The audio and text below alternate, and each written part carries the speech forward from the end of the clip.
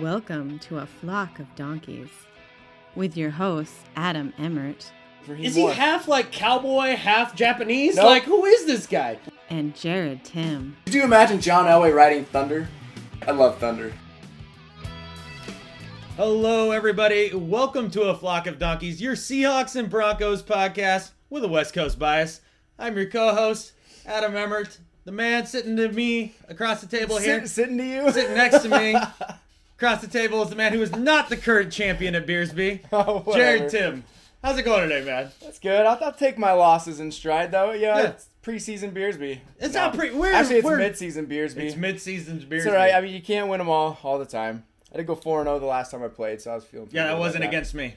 Yeah, Whatever. so I normally win that. anyways, an epic weekend for us. We're coming at you today from a little bit cooler Missoula, Montana. Finally got some rain last night for the first time. You know, now that, I've done a lot of the summer things. I've been on the rivers, the lakes. I've done all that stuff. Aside from a couple of maybe backpacking trips this fall, I'm ready for the snow, for skiing. I want some cold weather, man. Fucking over the heat. I'm done. Yeah, I'm over the heat for sure. Yeah. I love the snow. Well, folks, today we are drinking the Red Hook ESB beer. It is actually extra special bitter. It's all of those things, and I actually like it quite a bit. But we'll talk about that more in the middle of the pod. So check us out for the ever popular beer review, and we'll kind of go from there. So today, folks, since we can't remember which we talked about first on the last pod, and it's way too much work to go back and. Yeah, that's like effort. Well, actually, we talked about both of them because we played you guys. Right, so. I was even thinking the pod before that. I don't remember. We're going to flip a coin to see whether we go We're smart with today. Chicken Scratch or Donkey Spit. So, tails for Chicken Scratch. And it's heads. Heads. We Donkey might as well Spit. start with the best first, right? Well, we're going to... That's not even how that goes, Gerrad. We discussed this once before. This is the second time in as many weeks, whereas our first team offenses really just had no problems moving the ball against two of the premier defenses in the NFL. I'm feeling pretty good about that. That's I think true. The rest of Broncos country is too. That's true. Yeah, you guys looked pretty good. So, you had the Rams. We did. And was that the first home game for you guys? Fuck, dude, I don't know. I think it is. Yeah. I don't know. No, it is because we played the Niners in San Francisco. We played you guys in Seattle. Yeah, so exactly. So yeah, this was our home preseason opener.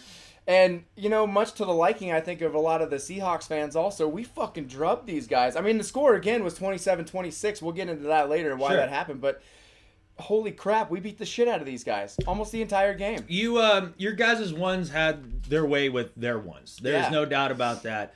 You guys moved the ball up and down the field. One thing that really stood out to me was your guys' pass protection. Our pass protection was unbelievable. That was impressive, considering that the Rams are, a team with a good defensive line, in my opinion. Their defensive line, I felt, is one of the physically strongest in the NFL. You saw them overpower a lot of offensive lines last year, especially when they would play the 49ers. And, they gave you guys a hell of a time, too. Yeah. And we protected Peyton Manning really well the entire game. I think he took maybe one shot. That was it. Yeah, he did take and that one was pretty because good one, but... a missed block by Monte Ball. So yeah, you got to pick up those blitzes. But we only gave up 50 yards on the ground. We also put up 133 rushing yards against these guys who are supposed to be pretty stacked up front. Sure. And we had 27 first downs to their 11. That was dominating. We ran 83 plays the entire game. 49 of them Peyton Manning got off in the first half. That's insane. That's unbelievable. I don't know if that's that some kind of preseason record, but our goal, as we talked about this several times in the podcast, the goal of the Denver Broncos was to be as fast as possible and to run as many plays as they possibly can. I think 49 and one half has probably exceeded what they would have expected. That's a shit ton, and part of that is that shit ton. It's a shit ton, and part of that has to do with the fact is that your defense was consistently shutting the Rams' offense down. It was. We gave up 198 yards all game. A lot of 3 and outs. Bradford looked like he always looks, where if he's a little bit off a rhythm, the play's over. But he had a couple nice throws there that they're on rhythm. But DRC, Dominic Rodgers-Cromartie, he looked pretty good in coverage for most of the game. Yeah, he actually played really well, and we're going to need him to step up, which we kind of, we brought him on a 1-year contract, which was, That's perfect. It is perfect. There's no risk there, really, and yeah, he stepped it up. I even thought, he's not going to make the roster, but Quentin Jammer played pretty well. We actually moved him over to cornerback for this game, and it was in the second half, but, he probably won't find a roster spot, but I was pretty pleased with the way that our cover's cornered. I thought that was nice. Your cover's cornered? Corners covered. Damn it. Well, Your guys' cover corners are pretty good. They are pretty good. Of the best. Although you did say that Champ Bailey was in a walking boot and crutches the other day, and he's not on the crutches anymore. But that's where he started after that injury. Yeah. I didn't realize it was that significant. They're not really sure if he's even going to be back for the first week. Let alone even see significant time in week 2. So who are your starting corners at that point? We have DRC. We have Chris Harris on the other side, and then we'll most likely go with Tony Carter in the slot. I like Tony Carter. Yeah, that's not bad. Yeah. And Kayvon Webster, we drafted him this year a little bit later on, but man, he's really impressed me on the outside. He's been improving. Omar Bolden, I don't think he hasn't quite recovered from that knee injury yet. He looked a step behind when he was on special teams, and Kayvon Webster, I think, is going to be, if he's not already, is going to be listed ahead of him as far as our depth chart goes. So gotcha. I think we'll be fine in the corners. So what were your thoughts about the running backs in this game? Because I know that, they all kind of seem to have a little bit of an up and down game to me as I look at it. As far as up and down, I think the guy who played most solid was Noshawn. I think he had a solid game the entire time, and he is head and shoulders above any of the other running backs as far as pass protection. Yeah. So I told you this before. I wouldn't be offended if Noshawn Moreno was our starter week 1. I hope to God that he is. I mean, Ronnie Hillman fumbled the ball yet again. He's listed number 1 on our depth chart, but how much can you really trust him? If you go back to our last season, those first 5 games, fumbling the ball was our biggest problem. That's why we lost a lot of those games in turnovers, which we turned the ball over 4 times once again this game, which is why the score was so close. But I think Hillman, he might be working his way out of that starting role. I'm not so sad about that. If every one of our running backs, the 3 of them in a rotation, were to get 7 or 8 carries per game, all of them, I'd be fine with that. Because we even talked about how you wanted these guys being full throttle come the end of the season. Because you take a pounding for 16 weeks with one bye week in the middle. That's a bitch, dude. So if we can give 7 or 8 carries to all 3 of these guys, and when I say all 3 of these guys, I mean Monte Ball, Ronnie Hillman, and Noshawn Moreno. I'd love to see them all get a fair share of the carries. Yeah, so kind of the idea being is that you distribute those carries over the course of the season so that when you get towards the end of the season, your main back isn't completely worn down. Yeah. And that makes a big difference when you head into the playoffs, And I feel like once we kind of get towards week 14, 15, 16, 17, kind of in the end and start to make our run of the playoffs, one of these guys is going to be head and shoulders above the other guys. I think one of them is kind of distance himself from the pack. And so if he's only getting 7 to 8 carries per game all year long, he's going to be fresh if we increase his workload come those games. So you kind of think that it's going to take a fair amount of the season to really shake out who is your lead back, really, when it's all said and done? I do, because Ronnie Hillman and Monte Ball are still having a little bit of trouble in the pass protection, which is why I think Moreno's automatically going to get 7 to 8 carries a game. Sure. Just because we're going to want him in the game. And you can't put him in the game just to pass protect because that's a dead giveaway what we're going to do. Right, yeah. So you're going to have to still give him in some carries. But I think Monte Ball's, he's looking pretty good. He did drop one pass. He just started to run before he caught it. Yeah, wide open. Yeah. That was a touchdown. Oh, no, he would have gotten caught before the goal line. There were like 3 guys. But he would have got within the 5-yard line. And it's a third and easy, Yeah. So I think his running's gotten a lot better. Ronnie Hillman's running has gotten significantly better. He's got way more power. He runs lower to the ground, but that's the 3rd time he's dropped the ball in 2 weeks. That's one thing that did stick out to me about Hillman was that his pad level when he's running seems to be much lower now than it was, say last year. And there's a couple of times where last year he would have just gotten arm tackled like it was no problem. It would have been a 2-yard gain. Instead, he's running through these now, and he's actually knocked a couple of people over. Noshawn had a mean stiff arm on the sideline, man. Yeah, I did. I don't know. I like Noshawn Moreno. I think he's consistent. I think you can trust him more than any other back on our squad. I don't see why he wouldn't be starting week 1. I really don't know. Of course, I'm not in training camp. I'm not in the practices. I'm not in the meeting rooms. But to me, I mean, Moreno, it's a dead giveaway at this point. When you got 2 other young guys, a guy who's having trouble holding on to the football, I don't see why Moreno doesn't start. Gotcha. So, I look at that, and Monty Ball, I thought, had a pretty solid game, short of the one drop, short of the missed block. But had his first touchdown? Yeah, had his first touchdown. Overall, I thought he was solid. Hillman looks like the more explosive player. Oh, big time. And that's one of those guys that you might possibly want to have in the lineup more. As the season progresses, maybe he gets just a little bit more experience. Because he didn't play a ton last year. No, he didn't. He only played out of necessity towards the end of the year when Willis McGahee was out. Then Moreno came in, lit it up, and then he went out. And then Ronnie Hillman started to get more carries, which he did not fumble. So maybe this is just a couple of games of a fluke, and maybe he fixes it right now, which was what I'm hoping for. Because like you said, he is our most explosive runner. Yeah. And, as far as our running backs go, that's pretty much it right there. I think they all showed some promise, though. Special teams was interesting to me for you guys. Interesting or just completely shitty? Well, I was trying to be nice. That's what I was Holy interesting. Fuck. Okay. Yeah. If there are 2 areas of concern for me, which there are 3. Okay. So, I think number 1 is our offensive line depth. I'm a little bit worried about that while players are coming back, but we've drugged that topic through the mud. So there is new development that we haven't talked about since it's gone down, and that's the Moffitt trade. Yeah, I like the Moffitt. You guys trade. brought in Moffitt from the Seahawks. We brought in Silver Saliga, which he was never going to play for us. He's not a bad player. Sure, we just always had talent in front of him. Yeah, and so it was a smart move for us. I think he helps you guys out on your defensive line depth. And you're a guy who's always liked Moffitt. I like Moffitt a lot. I think you guys got yourself a really awesome player with this. I mean, it's not that he's the greatest lineman in the world. But he can be solid. He's more than solid. He's consistent. He's smart. And he's one of the best locker room guys you could possibly have. The dude is freaking hilarious. Yeah, I was pretty, when he was getting traded to the Browns, I'm kind of glad that didn't go through. And as far as the reports go, I guess they were just worried about a lingering issue with his knee. He had a knee surgery 2 years ago, and it's taken him a while to come back from that, but he's fine. That really wasn't a problem. It was just one of those red flags, I think, where the Browns looked to see what they were giving up as far as what they were getting in return, and they just didn't see the value of it, so they just stopped it, Well, and every medical staff is going to have a different evaluation, and that's all fine. I think this trade between our 2 teams with Moffitt and Saliga, I think was perfect. I'm sad to see him leave, to be honest, Moffitt. I'm happy he left Seattle. Yeah, but hopefully that helps to address that offensive line depth concern that you were talking about. Now we're not 1 injury away from we're 2.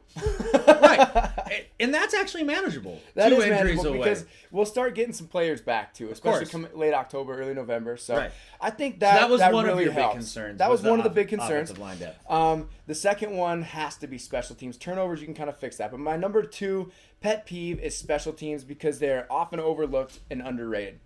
If you're turning the ball over on special teams, if you're giving up touchdowns, if you're missing field goals, which we had one blocked, you're just going to cause your team.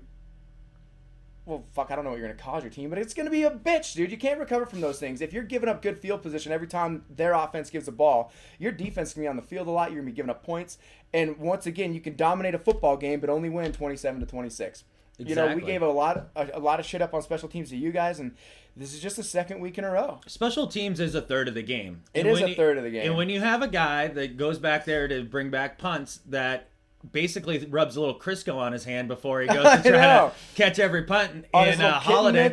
Absolutely. He's got, I don't know if it's the small hands or what the deal is, but I'm talking about Trenton Holiday. He's very electric when he has the ball in his hands. He's exciting to watch and he's fun to watch. It's just a matter of keeping the ball in his hands. High risk, high reward, man. And with a team like this, that's why we put Jim Leonard back there a lot last year. He was a possession guy because he does not fumble punt returns. Sure. He's not a great runner, but that's why we put him back there. Is just because if they're going to be on the 50-yard line punting to us and you're going to be catching it right around the 10, you don't want to fumble there. You just want a guy who can catch the ball. Are we going to be doing that with Eric Decker? I mean, he has been fielding some punts, so is Wes Welker. Are these some possession guys where we're going to put them back there because we don't trust Holiday to catch the fucking football? I don't know. Does Holiday even make the team at that point? Yeah, he drops a lot of balls in training camp and in practice and even in games. He had that one horrible route at the that end route of the game. Was putrid, man. He totally gave up on it. He saw the corner playing outside coverage, and he had this little outside hitch. And he just quit on the route, and that's when Brock threw the. Okay, it was a bad throw. It was not a bad good decision. Yeah. But if you run through your route, chances are it's not going to get intercepted. It's just going to, it's going to hit one of you. It's going to be an incomplete pass. Instead, it was intercepted, and it was just a nightmare. But yeah, Holiday completely took off his route. So had a hard time handling one punt there, and I mean, you guys happened to recover, so that was nice. But Tavon Austin, he ripped off a return. And these are running lanes that are wide open from the get-go. We saw Golden Tate have one against us a weekend before, and these are running lanes where these guys aren't have to be making shifty moves. All they got to do is fucking run full speed ahead, and they're not even touched. It's a little bit of lane discipline, probably. It's a lot of lane discipline. We got guys fucking crisscrossing all over the place, and I don't know if that's just we're trying to mismatch guys out there or mix maybe and match. Try new things, trying to find roster spots for these guys. Sure, but as far as Trenton Holiday goes. Do you keep a guy on the roster because he's going to touch the ball once a game? That's where it's at for me. Depends on how electric he is. we did that with Leon Washington for a couple of years there. Yeah, but he didn't have the fumbles. No, he was money. so that makes it a tough decision at that point. I'll be curious to see, but I know that a lot of people in the front office of the Denver Broncos, they like that kind of excitement, and so they might just keep him around for that. Sure. Just be like, hey, give us a spark every once in a while. Sure. So maybe that's where they go with it. I don't really know, but yeah, the turnovers. Fuck. Yeah. Same thing. We're fumbling the ball. We threw those 2 interceptions. One of them, the dude made an awesome play. Ogletree made a hell of a catch. That was on that pretty Peyton impressive. Manning throw. And even Peyton Manning in the interview said, I might have underthrew it a touch because it was Julius Thomas, and Julius Thomas could have reached a ball that was thrown even 2 feet higher. Sure. But it wasn't the worst throw ever made. No, it wasn't. It wasn't the worst throw. Yeah. Dude made a hell of a catch. The one that Osweiler threw, Holiday quit on his route. I don't know about that. But, yeah, the Hillman fumble, and let's see, what the hell is the other one? Oh, the fumbled snap by Osweiler. That was the other one. In the pouring rain. That shit's going to happen. Yeah. But, a couple of things that I saw real quick with our offense that I liked a lot. Yeah.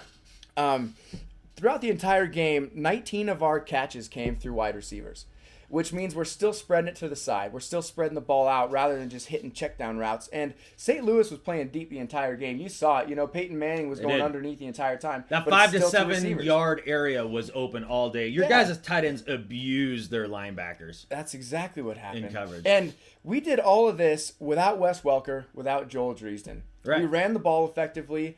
We threw the ball effectively without 2 of our starters. Yeah. And I think when you add Wes Welker to that, it just increases everything that much more. Yeah. And as far as our catches go, too, our running backs had 8 of the catches all games, too. So, we're still hitting our checkdowns, but 19 catches to the wide receivers, that's the one thing that impresses me the most. That means you're not just kind of settling for these little checkdowns. You're actually running routes, and you're calling plays in association with what the defense is giving you. Right. Rather than just checking it down every time, getting 2 to 3 yards. Yeah.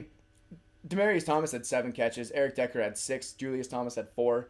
I think those are going to be 3 guys who get the ball a lot. Wes Welker's going to get it a lot too. Of course, he didn't play, but when you run that many plays, everybody's going to get it a lot. Everybody's going to get a lot of balls. Yeah. But lots of balls to be had. Yeah. Another thing is Brock Osweiler finally got a couple of drives with the first team. Yeah. The first one was a 3 and out. It was just kind of it was a sloppy possession. Yeah. But his second drive.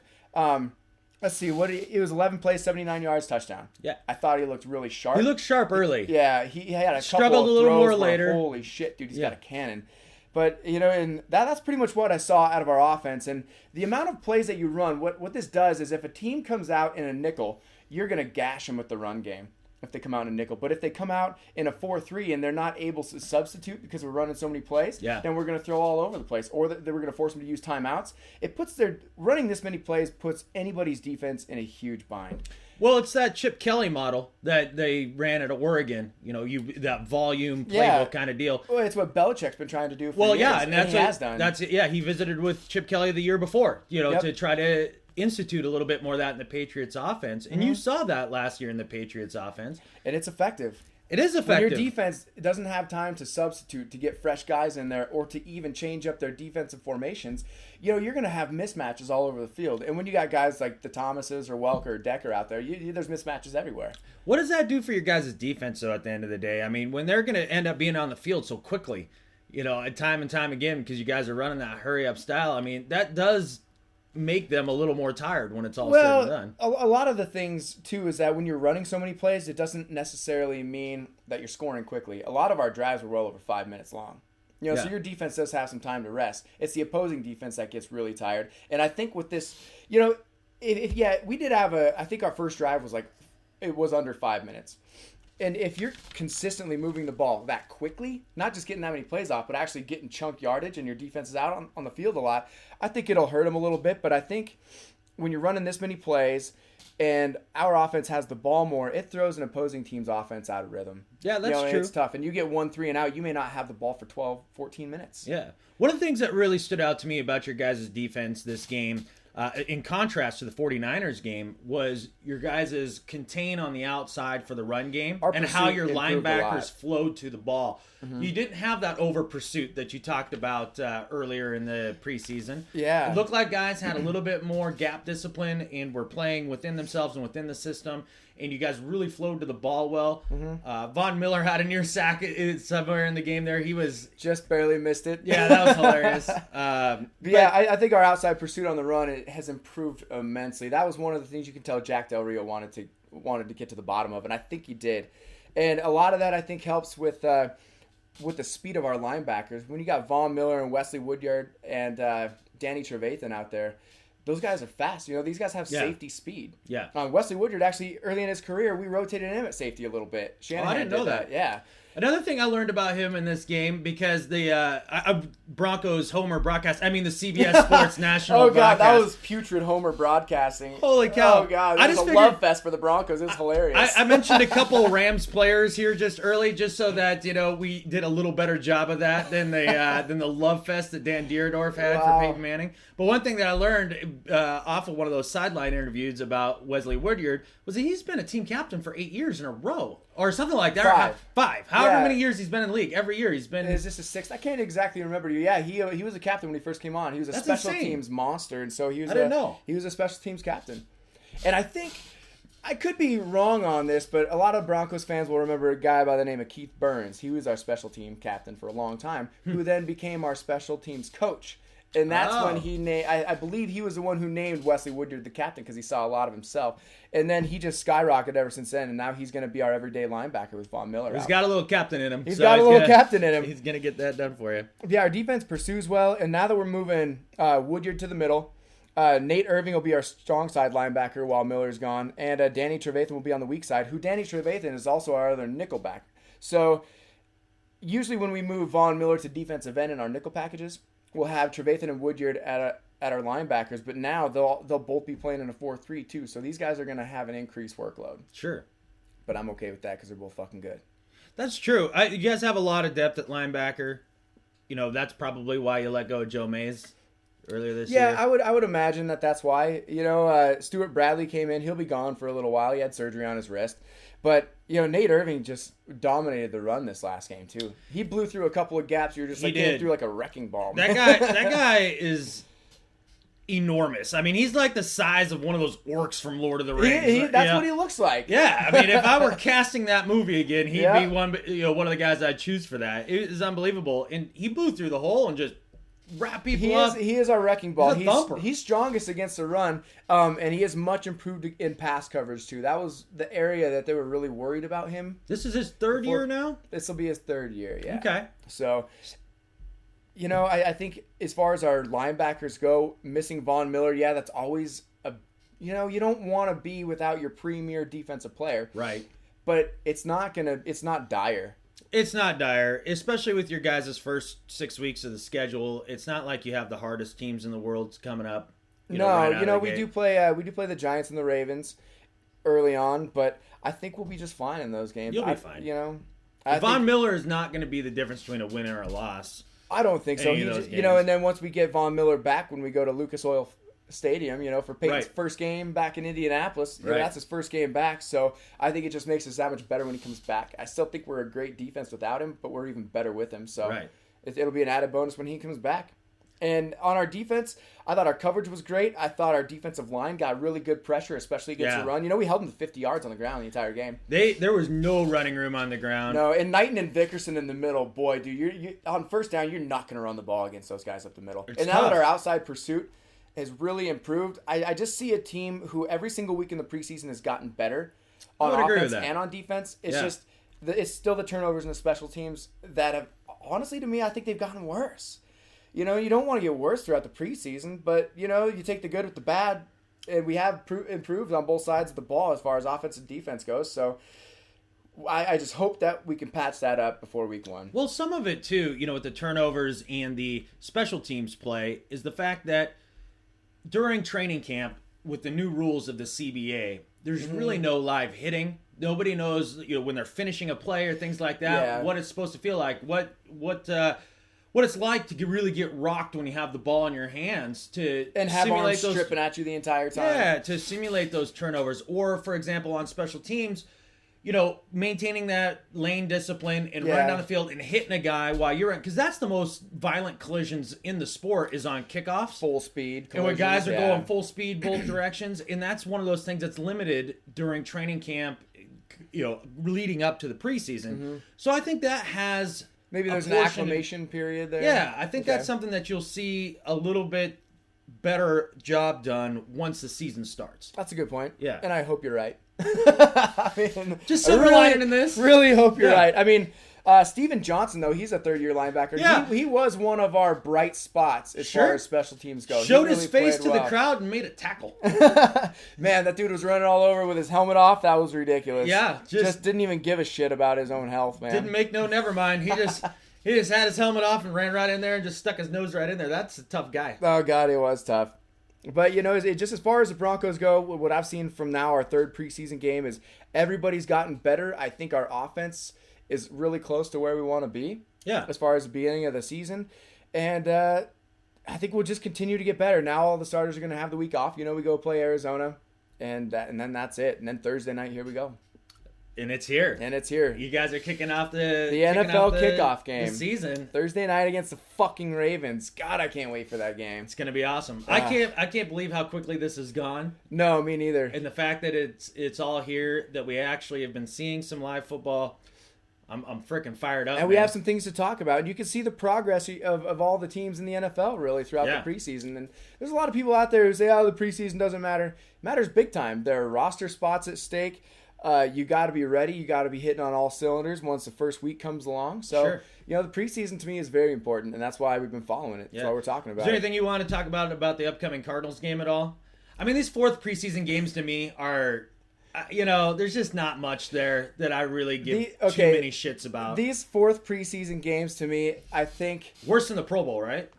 They are worse than the Pro Bowl. The only thing you can really get out of a fourth preseason game, after I just talked about how important preseason games are. Well, the first three. Yeah. So I think the only thing that you're going to get out of a fourth preseason game is that if there's any sort of roster spot controversy, maybe there's 2 to 3 of them. Yeah. That's what will be ironed out throughout the course of a whole entire game. And you'll know what that looks like a little better here in the next couple days as the first wave of cuts come down.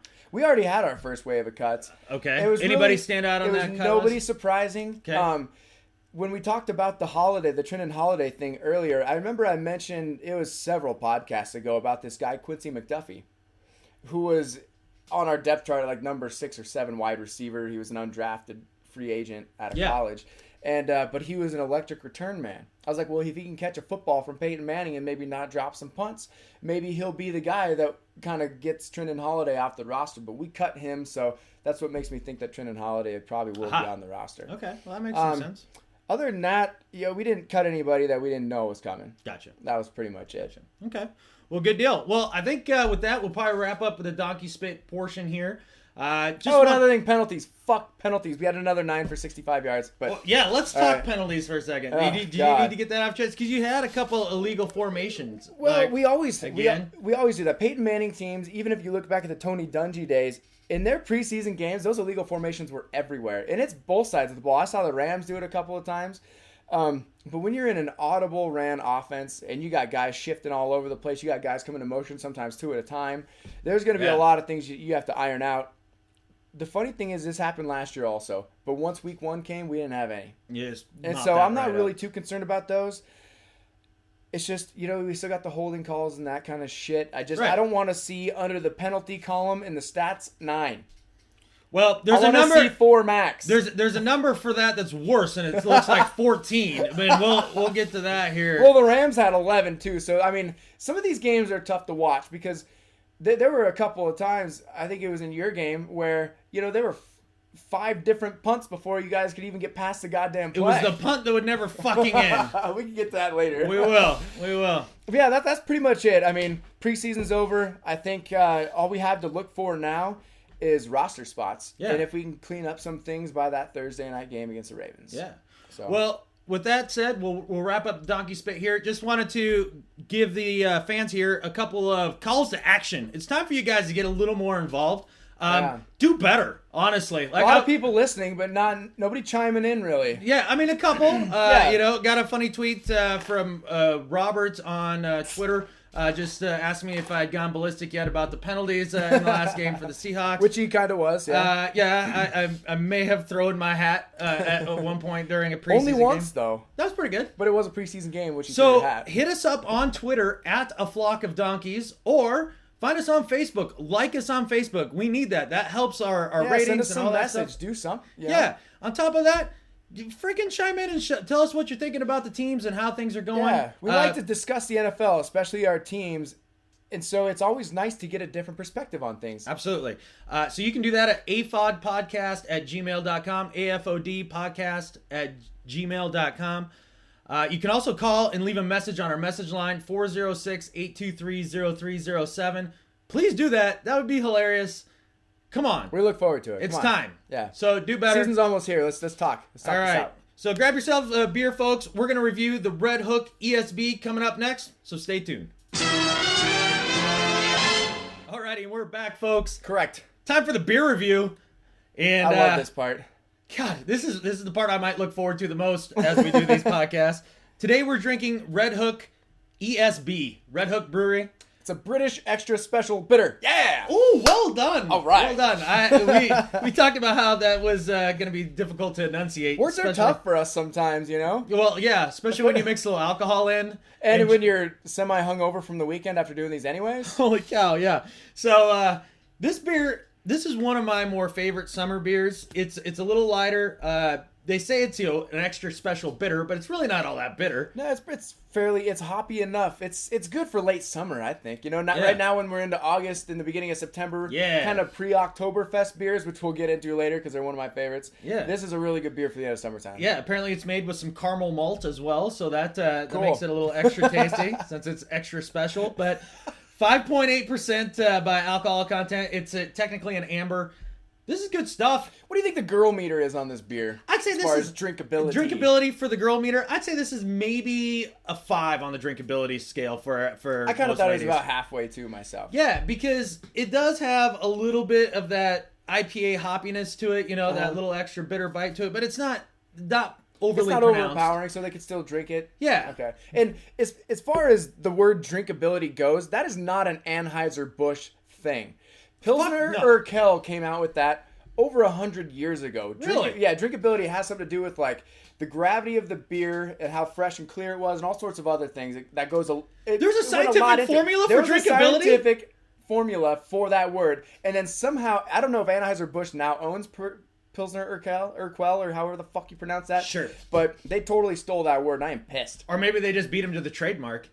Oh. That could be. That's just dirty. Yeah. Oh, well, of course it's dirty. How else does Anheuser-Busch play? That's they're the only way dirty. they play. Yeah. Fuck those guys. Oh, I need to look up the drinkability formula. I'm sure we can come up with that. We'll get back to you in the next beer review about drinkability. Yeah. I'm writing that shit down. Yeah. Oh, speaking about something that we didn't get back to on one of the previous beer reviews, you had asked me a couple beer reviews ago, would I choose Seahawks or beer? Yes, have you come up with this? I have. What It's is taken it? a few weeks to actually Okay. sit down and think about it and come up with an actual answer.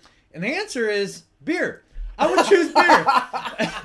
And the reason is the Seahawks make me feel really happy for, the season, and that's nice. Uh-huh. But I would enjoy the Seahawks less without the beer.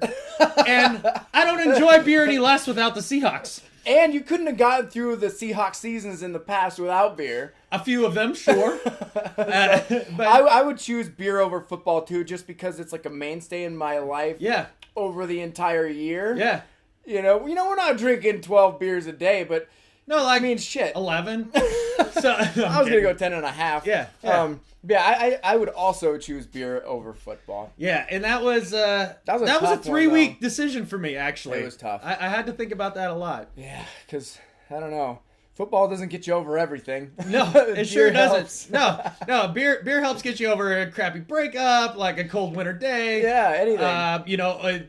Physically exerting yourself too much on any given day, like beer will help out with that as well. It does. And it's always something to look forward It's to. a magic elixir. It is. Yeah, and we drank a fair amount of that at River City Roots Fest. River City Roof Fest. Yeah, I made it. Railroad Earth played this year. It wasn't bad. They were good. They Really really well. came on strong in the end. But Robert Randolph and Family Band played the year before, and that was just insane. Yeah. Those guys were fucking awesome. Yeah, this is fun stuff. If you guys ever need something to do on this weekend in August, look up River City Roots Fest here in Missoula, Montana. It is free. It's a free freaking street dance, and it's a free concert, and there's beer, and there's people, and it's awesome. It's a good time. The thing that I don't like about this is that it signals in the arrival of the kids, the college kids again. That's true. Which that makes this whole town busy and but the scenery increases. Oh, the scenery was wonderful. yeah. But it isn't any college town. A lot of you probably know it just gets more hectic and busy in and around the town too. Sure. It's just everywhere. But River City Roots Fest was good shit. It was good shit. So we had a little moonshine. Yeah, definitely not my first brush with moonshine. Ended up eating a piece of pineapple that had been soaked in moonshine. I think that attributed greatly to the weaving I did in my walking on the whole entire way home. So just on the way home, I think I was weaving well before that. I was actually doing well until I got back to your place, picked up my backpack, and then went to walk to my house and realized about 3 blocks away that I needed all the lanes on the sidewalk. What's kind of funny about Montana is anytime they have these gatherings and stuff, you just look around and everybody's hammered. Yeah. People are just drunk everywhere, but there's no problems. There's no fights or anything. And, just like we did the boat float. I do the boat float every single year, and that's over on the Yellowstone. They tried to do the same thing over in Sacramento, California, and there were riots and fights breaking out everywhere. I have yet to recall a fight on the boat float in Montana. That's a good point. People get happy when they drink here. Because we know how to handle our alcohol because we do it frequently. Yeah, we do. So I think we're all seasoned veterans here in Montana. I'm sure there's a lot of you seasoned veterans that are listening to this right now. So this is not against you, but just the populations in general. Yeah, just come check it out. I think we drink well. I do too. I do. I'm proud of it. So folks, come over to Missoula. Check out River City Roots Fest. Also check out Red Hook Brewery's ESB. Super tasty. British Extra Special Bitter Beer. Wow. Yeah. All right. Well Number done. 2. Okay. Impressive. All right, folks. With that, stay tuned. We'll be right back with some Chicken Scratch. All right. Welcome back, folks. It's Chicken Scratch time. Yeah. I'm a lot happier, and you heard Jared's enthusiasm. So, no, this is a great segment for me. I mean, I've watched the games myself. I just get to sit here and listen to you talk, fuck up, and I'll make fun of you at the appropriate times. Oh, perfect. I'm glad we have that formula figured out at this point, because that's what I do that's right more or now. less how it goes. But getting a little bit into the Packers game. Yeah. Road game. We got out there, hostile crowd. These two teams, they really still don't like each other after the Fail Mary. No, they hate each other. Golden Tate's still getting booed, But that was awesome. When he goes back for that punt return and he's getting booed. He's going to get booed. Yeah, he's smiling and nodding his head. Yeah, what else are you going to do? Oh, yeah, he enjoys it. So that was kind of fun. But, I thought they were going to replay that probably like 32 times throughout the game, that Fail Mary. I think they only played it once, so congratulations on that. Yeah, it's about fucking time. Yeah. So the game itself, though, it was a little choppy for the Seahawks. It was a win, though, which is always nice. Mm-hmm. But the offense looked fine early, short of penalties, which we'll get to. Penalties were brutal again. That's probably the number one story. So let's talk about that first, the penalties in the game. You have to, because it's just killing your team. It is. Now, in this game, I'm a little less freaked out about the penalties than the previous one, and I've got a couple reasons why. Number one, we were penalized 14 times for 182 yards. But we really only penalized, I think, 3 times in the first half or something like that, 3 to 4. Mm-hmm. It was much lower, and a couple of those were ticky-tack. Now, one of them that was not ticky-tack was J.R. fucking Sweezy.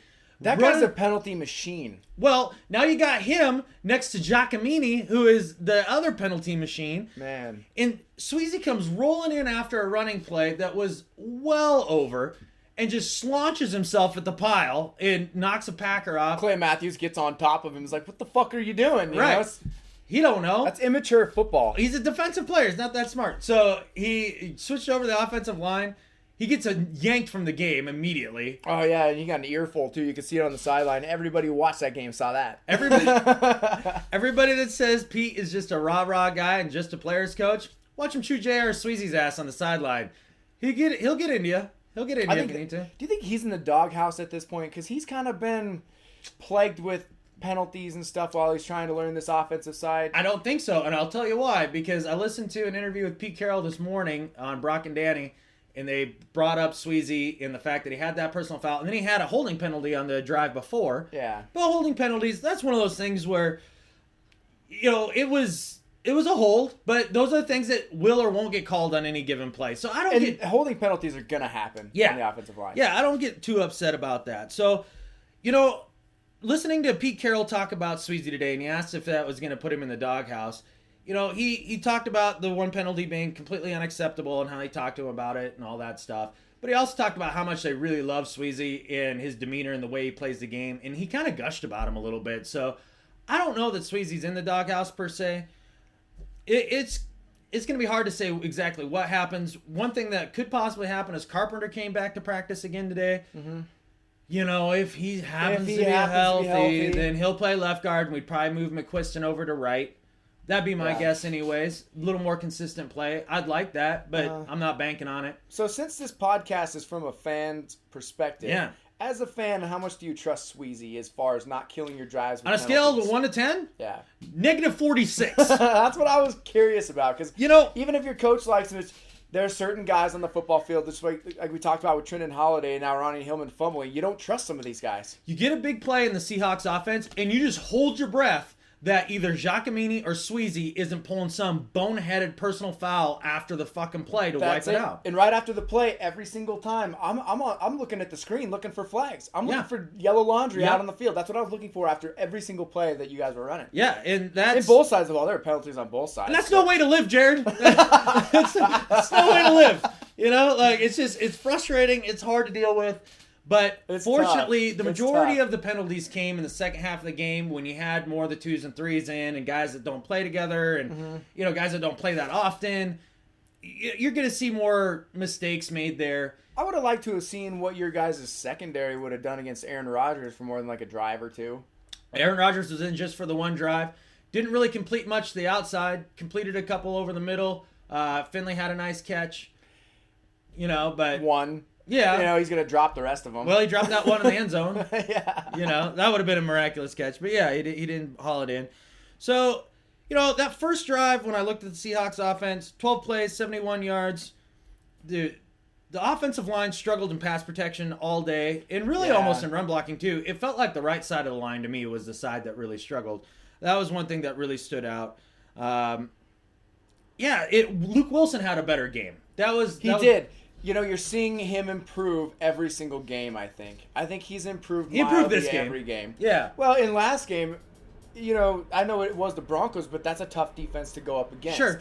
But, when you guys play a defense in the Packers, who neither of us are really sold on their defense, I thought in the beginning of that game, you guys moved the ball incredibly effectively. Yeah. And well, there are some people out there who still do like the Packers defense. I, for the life of me, cannot understand it. I think they're completely overrated, and I think you guys just exposed everything you needed to. I think you could have dominated that defense for an entire game if your starters would have stayed in the whole game. Oh, I believe so. The 2 picks that Russell had, one of them was really fluky, just a batted ball that gets batted again and into a defender's hand. That's what happens when a quarterback's too short. That's what's going to happen when your friend's a dickhead that does a podcast with you. He's not too goddamn short, and you know better. Oh, come on. You could expect me to not throw that in there. God. Yeah, okay. All right. Fair. All right. That was. I set you right up for that. Yeah, you did, man. I'm going to wait for that. Yeah, Jesus. So he had the one ball tipped, which is no more, no less than Peyton Manning had in his game. So, and then the other pick, that was just a bad decision. Yeah. He was trying to hit the receiver much like he hit Baldwin on the first drive, kind of with the quarterback. It was that same play on that against that same exact defense. Same exact coverage. Just the DB the trailing DB was closer to the receiver on the second one. Shouldn't have thrown that ball. He's a human being. He's going to make a bad decision now. Those things happen. Peyton Manning makes bad decisions. That's fine. This shit happens. Yeah. First play of the game, Russell just took off and ran. That's still going to be a problem for the Packers as the season progresses. He doesn't take a lot of hits, so that's good about Russell Wilson. But I think all this year he's still going to have to run just because of a mild lack of pass protection. Oh, definitely. He's lucky that he can run like he can because he's gonna bail that offensive line out of a lot of situations. The pass protection is something that is starting to, I wouldn't say concern me, but it's one of those things where I look at strengths and weaknesses on this team, and it's not a strength. Sometimes it kind of works out in your favor because you get Russell out in open space. He's getting 15 yards a run, Sometimes it works, but you don't want to have to see your quarterback doing that all the time because he has become such an effective pocket passer. Absolutely, and he can be on rhythm and all that. Yep, so, big time. So he was 11 of 17 for 126 yards. Effective enough. Sean McGrath looked good in this game, I thought. Yeah, boy, the more I watch him play, the more I like the way he plays. Yeah. He's a big guy. He blocks well. He's got good hands. He's a solid tight end. He's not a blazer down the field, but he's a possession tight end. Yeah, he's kind of, think of Jake Ballard when he had that one good year. Yeah, that's exactly who he is. He's a not monster. quite as big, but yeah. He's what? This dude's what, 6'5", 240 something. All right, you're getting better on your heights and weights, man. I know you've been paying attention to that. He's tight end size. So, yeah. Way to go. Exactly. So, he played well to me. That was good to see. Turbo, he got a lot more of the early carries in the game as opposed to Christian Michael, but Turbo looked great. I thought he ran running really backs hard. Are impressive. Yeah, he busted through a couple arm tackles that he got nailed on during the Broncos game, but he busted right through those in this game. I love the way he looks, but boy, I'll tell you what, Christian Michael, he looks different than all the backs. Yeah. That guy... You know, when they say how he weighs, I think he's the heaviest running back you guys have. I think Marshawn is. But oh really? Okay. Yeah. But when they show him next to your other running backs, you're like, he doesn't look that big. But then you look at his lower body, and that's where all his weight's at. Well, he had that first run that he really not that broke. I was checking out his ass or anything, but well, you see a guy's lower body, and they're fucking huge. He's running down the sidelines, and they kind of had a shot from behind as he's running down the sidelines, and you can just see the outside of his thighs just like curve out. He's a monster. And we both at the same time just went, look at those dudes! Look at that dude's legs! Or trees, whatever you want to call them. They're gigantic, but. He was electric. I mean, and he's low to the ground. He runs low too. That's his center of gravity is so much lower. But and he's starting to run lower with that pad level, and that's something that comes with just having some game action and things like that. He had that one spin move that was sick. We were just like hit the circle button, man. Whoop! That was it. If there's one thing that I really like about your guys' running backs, it's that since you have three guys that have similar styles, but they're all still mildly quick and fast. Yeah. They can still break a long run. They can still juke a guy, but they can also run guys over. Yeah. Is when you're getting into games in the fourth quarter down to the trenches, you guys are just going to be steamrolling people up front. And that's the idea. That's our style of play. Michael, he finished with 97 yards. He actually had a couple nice catches. He had that one-handed catch out of the backfield. That was impressive. Yep.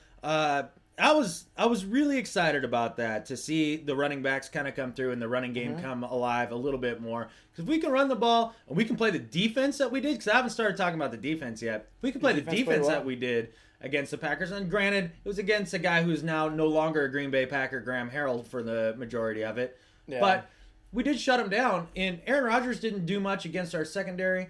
Earl made a couple really nice tackles. Benson Mayowa really stood out to me in this game, even more so than the other couple games. He was everywhere. Yeah, and he played really well. His hustle really impressed me. He chased down, who was it? One of their running backs. Was it Lacey? Yeah, it might have been. Chased him down on the right sideline on one play. I was really blown away with the effort Mayowa. level on your guys, the intensity on your guys on the defensive side of the ball was pretty insane. That's why I really would have liked to see Aaron Rodgers go against him a little more, just to see kind of how you guys stack up against the previous. Yeah. I think you saw that Eddie Lacy, he ended up finishing with negative yardage running. So our run defense, it looked fantastic. That made me feel really great about that. Tony McDaniel looked awesome out there, and he needed it. Yeah, he actually had a really good game. You saw him all over the field. Yeah, he broke up a pass. Just getting his hands up at the line of scrimmage, and then also was in in the backfield a couple times. I believe he ended up with a sack as well. The new guy, Silver Saliga, who we traded for Moffitt, he actually looked pretty decent out there. That guy is bigger than I remembered him being on the Broncos. He's a really big guy. wide. Yeah, he's a big guy. Yeah. You got to hope you can get some production out of him in pads. Well, 2 tackles and a sack in this game. In what quarter? I don't know. Against maybe possibly the thirds of the Packers. But that was always the one kind of thing, is he never beat anybody out for a spot. Right. With the Broncos, and that's what we continue to wait for. But as far as adding depth, I think he'll patch up a little bit of your guys' depth chart for you. Sure. Another thing that really was interesting to me was Bruce got in for about 6-7 plays at strong side linebacker. Made one really nice play in the backfield, just burst in there, showing his speed. Yeah, he just kind of went around 3 of the dudes who were setting up that screen and just kind of blew it up. Oh, yeah, just whoosh, just right by him. In on a big hit. So that was good to see. I was really, really liking that. Earl, he caused a fumble in the game. That was great. Also, Winston Guy caused a fumble late in the game on reception down near the goal line. That was some of the big things that looked that I kind of saw when I was looking at the defense in their play. Linebacker Bobby Wagner led the team in tackles again with a couple tackles for loss as well. I'm stoked about where our defense is. I think they're coming together as a unit. I see a little more aggression in the play calling. I see the corners doing what they do. I see Cam and Earl doing what they do. This is one of the best defenses in the league. I'm confident in it. We're rounding into shape at the exact right time. We've got a ton of depth. What about you guys' pass rush, though? Because that's one of those things where I haven't really seen much out of a pass rush. Even last year, even Clemens coming around the edge. I mean, he's a good player. Don't get me wrong, but your guys' pass rush does seem to lack a little bit. That's definitely an area that can be improved. I mean, thank God you have great corners and safeties. Sure. Because otherwise, if you guys had average corners and safeties, it might be a different story. Right. Well, with the pass rush, I thought it looked a lot better in this game. We did end up with a couple sacks. I think Mayoa is going to be a guy that's going to add to that. I also think that O'Brien Schofield is going to be a guy that we can get in there in that Leo position to take care of that a little bit. Cliff Averill, we're going to have to wait on him a little while longer. Found out today he re-aggravated a hamstring. Oh, bummer. He's out indefinitely, so that definitely is kind of a loss. I was hoping that would be helpful. There are reports that Clem might even be back almost week 1 or possibly week 2, which would be great. You get Clemens in there. I think Tony McDaniel, the way that he looked in there, the way he pushed the pocket from the middle is going to make a big difference in our pass rush. Because I think our biggest problem with the pass rush last year was just that quarterbacks were able to step up and our outside rushers just couldn't get to them. Yeah. So I think that'll make a huge difference. Jordan Hill, that bicep injury that he had, apparently just a strain, not a tear. That's a good sign because he's been lighting it up in the preseason. Absolutely. So you get him in there with McDaniel or Michael Bennett, who's been getting good penetration from the inside as well. So what you're saying is that it'll at least improve. It'll be better as it goes on. I don't know that pass rush is going to be a strength of this team. Is going to be something that you hang your hat on. Is like the Giants the year they won that Super Bowl, and they were just stacked on that D-line and just wreaking havoc. Well, that's exactly what Denver's really tried to do is pass rush. We move defensive ends inside on third downs, just to get that monstrous pass rush. And of course, Von Miller helps that. But sure, it's I guess different defenses, different emphasis. Well, that and I think you're going to see a difference in the defense this year with Dan Quinn at coordinator. He's definitely more aggressive and a little more creative in the stunts and things like that he's going to pull around the line. Well, and you can be when you have a secondary that's as good as yours too. You can take it really opens up a lot of shit. Yeah, So I'm not worried about it. I feel like after watching the team today, or not today, but the other day, and watching that game, the Week 3 game where the starters played the longest that they usually do. It was an ugly game, but it was an ugly game that we still ended up winning. It was a game that we were in the whole time. You played ugly and you didn't get blown out. And that's all you can ask for because you're not going to beat people 40-13 every week. You're going to have to win some ugly games where maybe you're penalized. Oh, yeah, that's just the way the season goes. Or you turn the ball over a couple times. So to see that, because that was the big problem at the beginning of the season last year, was just finishing. We were in those ugly games, but we just couldn't find a way to win. Yep. And ended up doing that here in this game. We did towards the end of the season last year. I think that has just carried over to the preseason this year. Steven Williams with the touchdown catch to put us ahead late. His 1 of 2 receptions. This guy just straight catches bombs. He's good. Curse is good too. You guys have had some young receivers that have stepped up. Curse had a nice block in the game too that was really entertaining. So that was fun. But yeah, that was on a Christian Michael 43-yard touchdown or some shit. It was over 40 yards. Yeah, and as far as special teams go. Because I talked a little about offense and defense. Special teams look great. I think you guys' special teams looks fairly polished at this point. Yeah. Short of the fact that we had the one punt at the end of the second half. It was the punt that would never fucking end. God, just penalties, man. On both teams. Over and over. And a couple of them, when the dude would go out of bounds, they said he made no attempt to come in. I thought those were horse shit. I thought that play, you just should have been able to move on, take a knee, go into the half. Instead, it was a never-ending fucking second quarter. Maybe it's just the new emphasis on the emphasis that the refs are putting on certain rules through the preseason. Because they'll call things a little tighter that they're going to try to, that's true. Put a kibosh to during the season. I think maybe that was part of that. I hope so, because I don't want to be seeing that shit all season. Players, those gunners, they get knocked out of bounds, and I thought they make decent attempts to get back in, but the refs in that game made it sound like if you take 2 steps out of bounds, that's a flag. Right. Which is bullshit. Yeah, because sometimes it takes you 2 steps just to go from point A to point B. Just back to catch your your balance again. After you got nailed by the gunners, Yeah, so maybe you're right. There's just a point of emphasis, and they were really trying to hammer it home in the preseason, so they don't have to do as much during the regular season. Yeah. I hope so, because, man, that was boring football for a while. It was. I mean, as much as I'm not freaking out about the penalties, they are still a concern. Mm-hmm. I don't know. But that's what the preseason's for. You're ironing shit out.